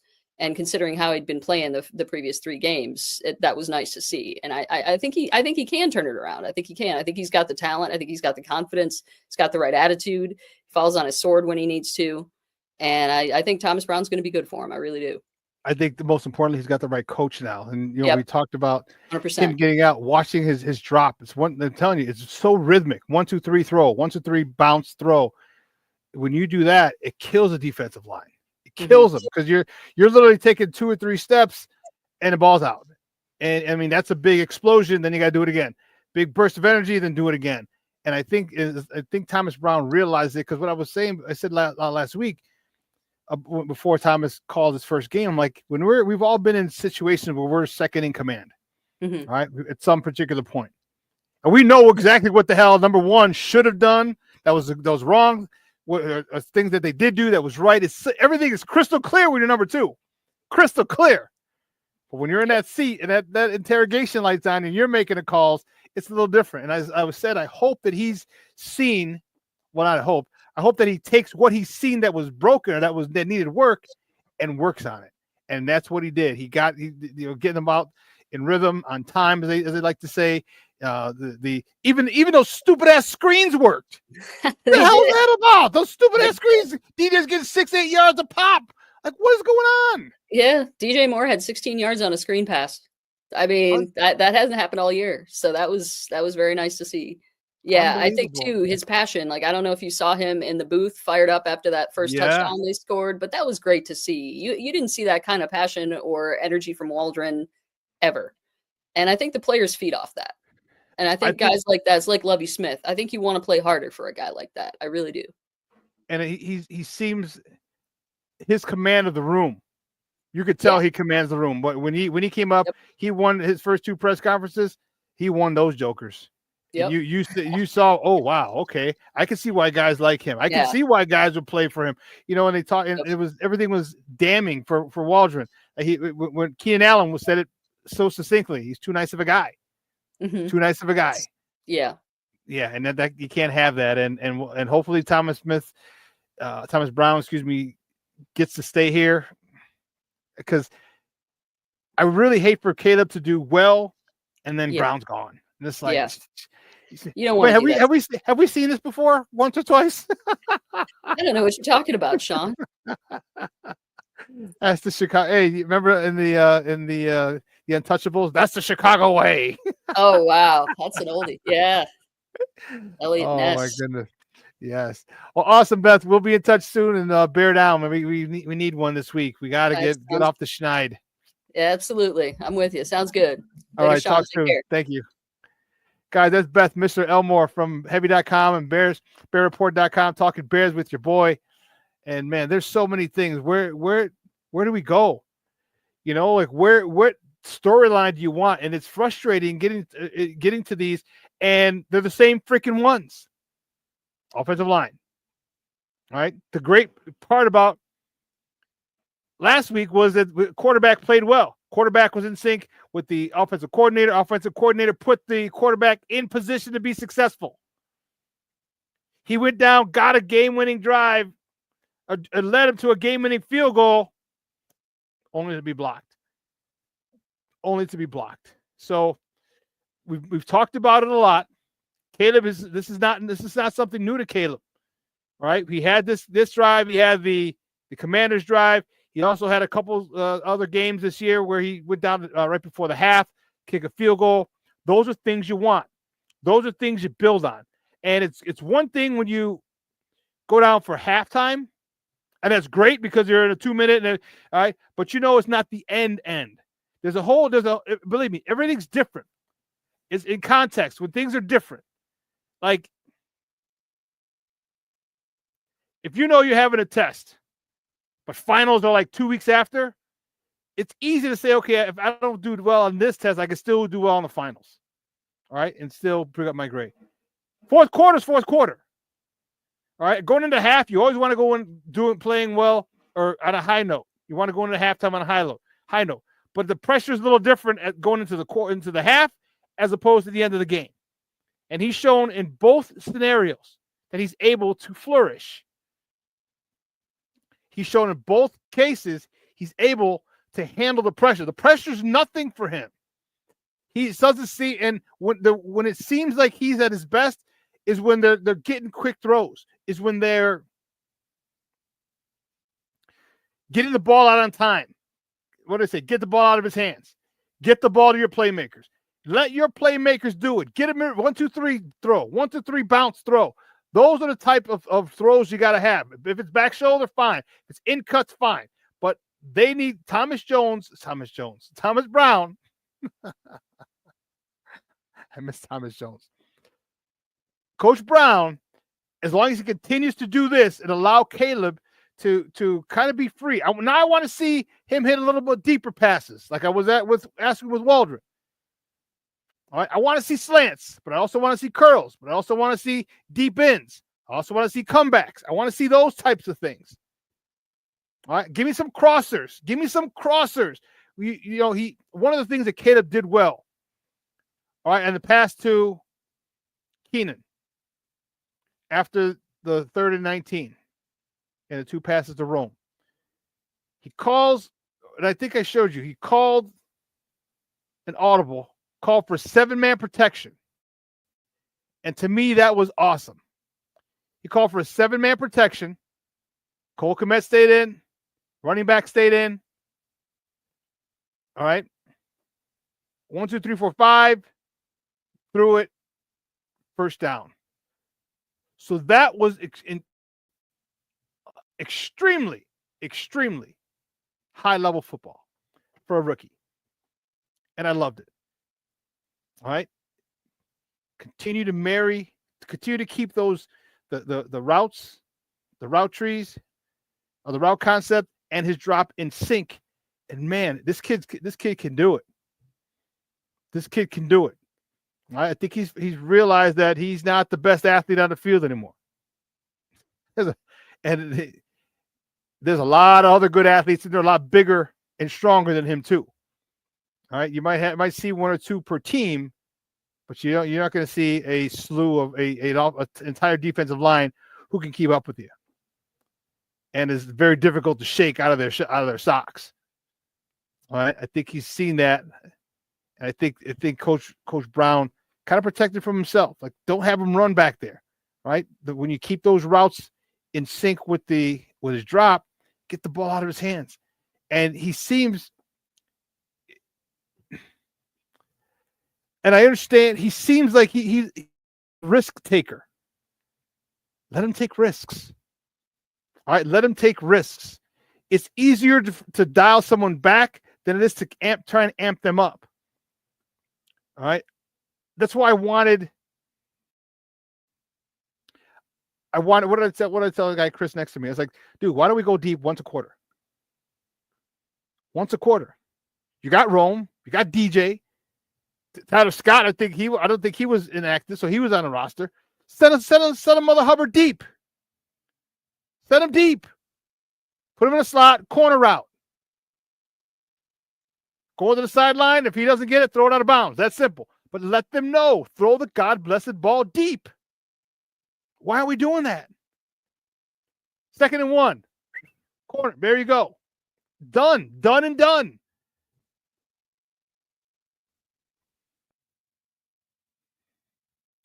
Justin had game-winning drives against Washington, Green Bay, destroyed by Eberflus 2. Things that make you go, Oh, believe me, I know. You know that's my guy. And don't forget about the Smear Myth Marset one, where he throws the ball to the former Viking, and instead of stepping out of bounds, he tries to get more yards and fumbles. Remember that one? In the Washington one, where Darnell Mooney caught the ball, or double caught the ball. He was in the end zone, but caught the ball when he came out of the end zone.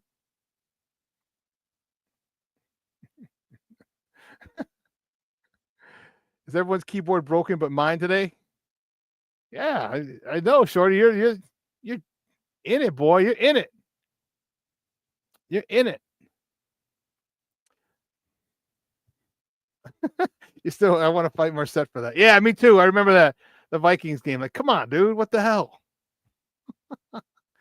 And Equanimity St. Brown on 4th down against Miami. He did everything right. Pass the sticks. All right, you run your route, pass the sticks. So when you catch it, it's forward progress, automatic first down. You don't have to run to get the ball, get the first down. You have to run to reach the line to gain. Goes right through his hands. What the hell's going on? You're killing me. killing me, Smalls. You're killing me. And this is why, again, this is why I said take the haul. Because I don't know how, and maybe Justin would have had the same issues with Shane Waldron too. Who knows? But you could have drafted offensive linemen. Okay, you could have and should have. And Poles doesn't get a pass from me and shouldn't get a pass from you. You're a former offensive lineman. The Bears drafted you. Damn it. There's video, as Coach Eberflus says, there's video evidence of you in a Bears uniform at practice. All right, on the practice field. How do you not address that? How do you not go overboard? Like, I would rather you go overboard drafting too many offensive linemen than not drafting enough.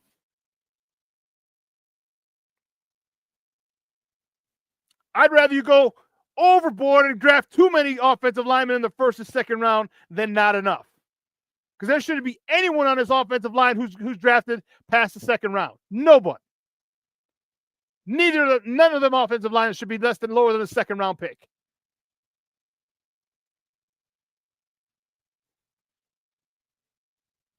This is why I asked, was the seat hot? Everybody said, let Paul cook, and he even had me. He even had me fleeced for a while. But man, you take the whole, think of the picks you had that you would have had then, last year, this year, next year. There's your fix. You could have drafted offensive and defensive linemen. We had enough skilled people.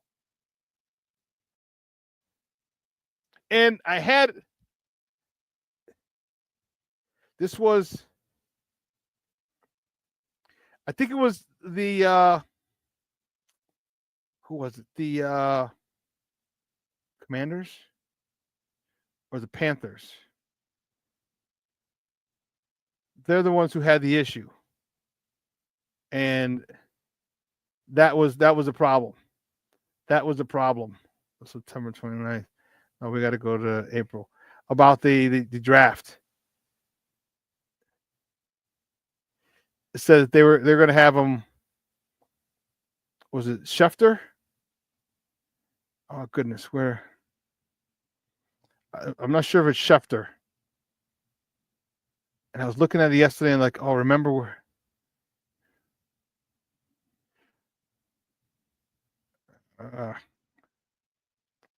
Darn it. You know, I want to find it now, so I can't. I should have uploaded it last night when I was thinking about this.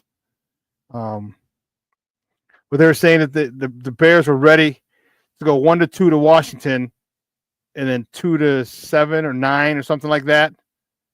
That was, yeah.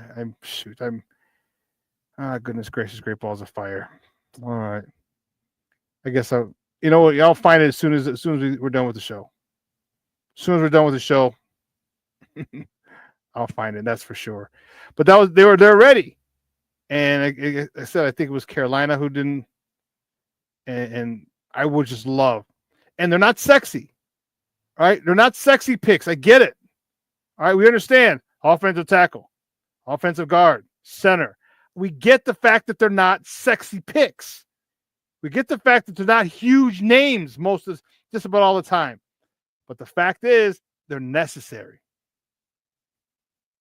That's what wins championships. They're necessary. And for him to avoid that is frustrating as all get out. Frustrating as all get out. And I don't know if we can forgive him. I don't know if we can forgive him because what they're doing, what they did to Justin, all right, what they're doing to Caleb, all right, it doesn't have to be this difficult. It doesn't. But you're making it this difficult because of your poor decisions. So I said, why isn't his seat hot? Why? Why isn't it hot? Why isn't he getting more flack for this shit? He should be getting grilled, dragged over the coals all right, because of his refusal to address the offensive line. Former offensive lineman refuses to address the offensive line. Make that make sense to me. Make that make sense to me.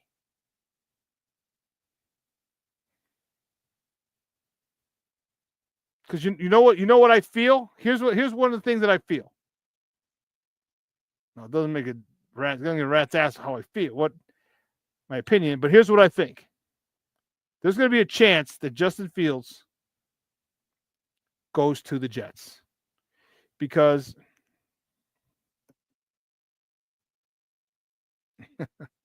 Shorty, yeah. Love Rome, but he's not worth 3 offensive quality young linemen. Yeah. Yeah, and he did address it. He just did address it. He addressed it incompetently. All right. And here's what I'm thank you. Here's what I'm saying. All right. The Jets just fire their general manager. They fire their head coach. They just fire their general manager 6 weeks later. All right. The owner suggested benching Aaron Rodgers because he's playing horrible. The owner doesn't want to bring Aaron Rodgers back. All his guaranteed money is paid out. They may move on from Aaron Rodgers. You got a stud defense over there still in New York. You have stud, young, talented receivers in New York. You still got Devontae Adams over there. Okay. That might be a great landing spot for Justin Fields. Watch him go there and shine. He's got an offensive line. You have to protect your quarterback, period. A lot of these quarterbacks, they don't forget how to play quarterback. You just don't give them protection. And that would be something. That would be something. But, our Bears, I don't feel bad for Eberflus because you brought this on yourself. Okay? You allowed Shane Waldron to be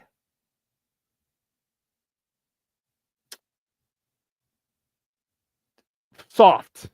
You allowed him to run practices the way he did. You allowed him to not go over and fix mistakes in practice. You allowed him to not call people out. You allowed this because you talked about being with the offense a lot. You felt very comfortable with Eric Washington handling the defense because he's been a defensive coordinator.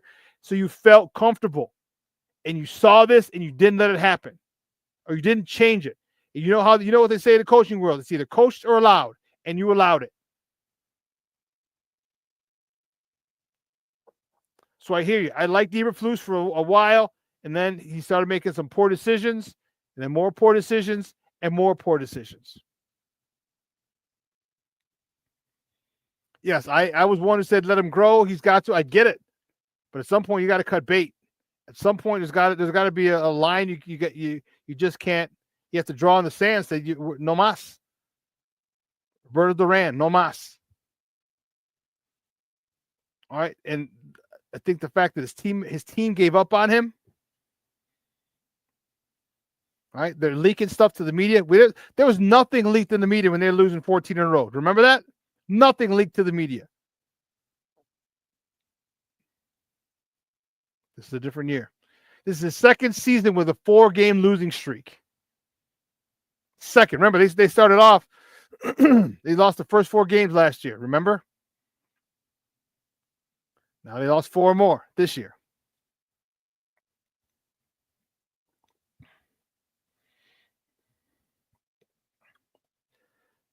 Can Thomas Brown have another good game? See, everyone talks about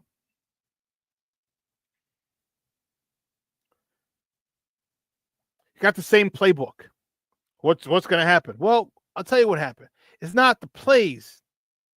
One is the players. Sometimes it's not the X's and O's, it's the Jimmy and the Joes. It's who you got out there.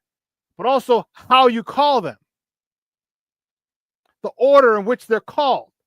It seems like Thomas Brown has a good feel for the game in the press box. He loves it up there.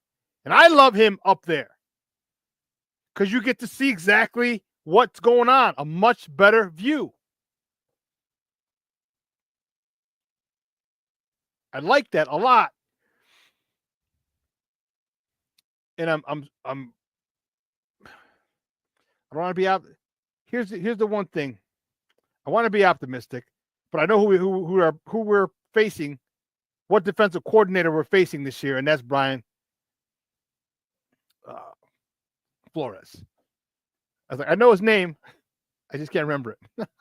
That's Brian Flores. He's coming with some heat. He's coming with some crazy heat that Caleb hasn't even seen yet. So it's imperative that Thomas Brown gets the ball out of his hands quick. Quick. Here's what I want my slants this week. I need screens. He's going to bring pressure. Imagine hitting DeAndre Swift with a screen on a blitz. It's going to be a chess match. It's going to be a chess match between Brian Flores and Thomas Brown. Right? You went from one play caller and you had a good job attacking Green Bay's defense. Now you got another good defense. Really good defense that you have to game plan for. And they're back on the grass today. That probably should be. I think they're probably practicing right now. Right? They're probably practicing right now. So they're installing their game plan. They're going over it, getting ready to work. But this game Sunday is going to be fun. Can you get to Sam Darnold and make Sam Darnold do some Sam Darnold stuff? So if you can, that's going to help keep us in this game. Because the offense is going to have its hands full with a Brian Flores-led defense. They're going to have their hands full. But also, maybe, I don't see you saying maybe, but like you have to look like maybe his breakdown is better. Maybe his Thomas Brown's assessment of breaking down a defense is better than Shane Waldron's. Maybe it is. I don't know.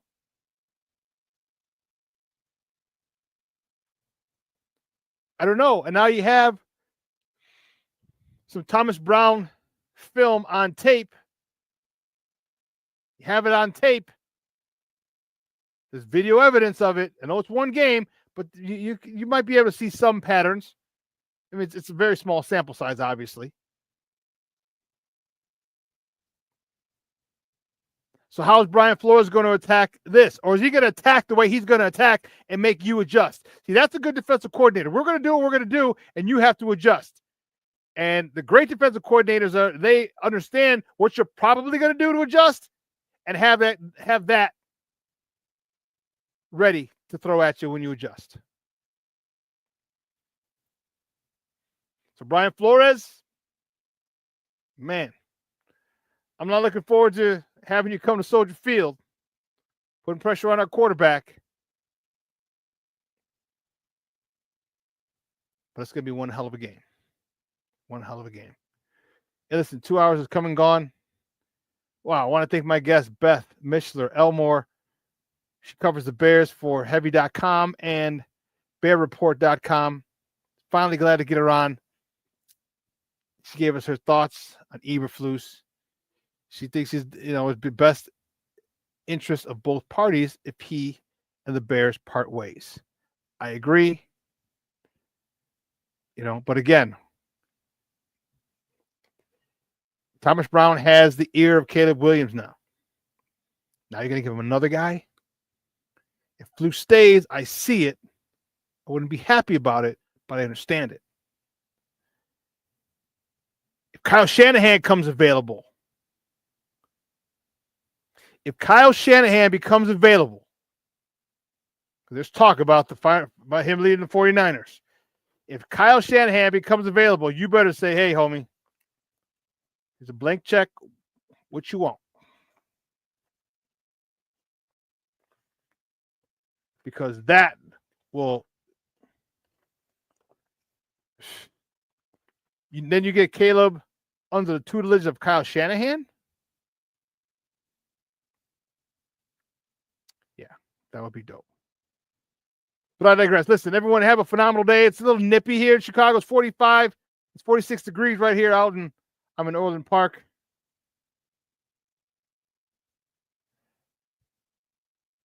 High of 47 today. High of 40 tomorrow with a 75% chance of some snow. High of 40s. Yeah, it's 47 today, 40 tomorrow, 47 Friday, 47 Saturday, 49 Sunday. Might hit 50 Sunday. Still brisk. This is fall, baby. This is fall. My St. Rita Mustangs are playing the Mount Carmel. Our arch rival Mount Carmel Caravan this Saturday at Rita Stadium in the state semifinals. Whew. And in the WNBA, the Sky got the number 3 overall draft pick. So things are going good. Have a great weekend, folks. A lot of college football. Indiana at Ohio State. That's at 11 o'clock. And Columbus. It's 12 o'clock over there. That game is going to have tons of playoff implications. Big Ten playoff implications and college football playoff implications. Make sure you tune into that. That's going to be dope. All right. But I will see you on Friday. So, guys, hey, listen, do me a favor. Let your loved ones know you love them. Send them a voicemail, a voice memo, a text message, something. Ask them how they're doing. Get up for lunch, brunch. Doesn't matter. Meet up for the Bears game. Let your loved ones know you love them because I tell you all the time, tomorrow is promised to no one. So for everyone here at Sports Zone Chicago, Elliot Baez, our executive producer, Clarence Counselor, social media guy, my co-host, Adam Sencha Maya. I'm your boy, the SuperBack, Shawn Sierra. Guys, have a phenomenal day. We're going to replay this tonight at 6 p.m. So you'll be able to catch that. Again, for those of you who missed it, I know Plank said he's going to catch it later because he's working, and that's cool, and I appreciate it. If you want to catch it again, 6 o'clock tonight. So your boy, the SuperBack. Folks, have a phenomenal day. I am out.